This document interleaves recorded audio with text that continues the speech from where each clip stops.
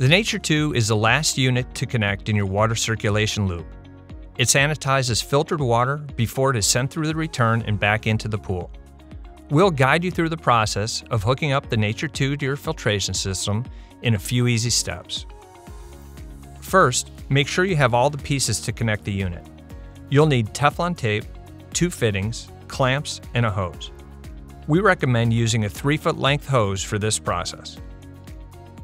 Next, place the Nature 2 unit next to your last piece of circulation equipment on your stable base, which will either be your filter or your pool water heater.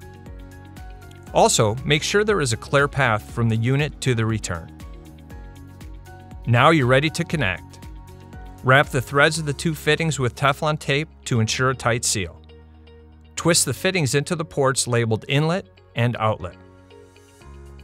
Slide the hoses onto each of the fittings and secure the hoses with clamps. The last steps are to attach the unit's hoses to the correct equipment. Attach the inlet port onto your filter or heater. Next, attach the outlet port to your return. Your Nature 2 is now connected and ready for use. If you have any questions or concerns about connecting your Nature 2 unit, call your nearest Great Escape team. We're always happy to help.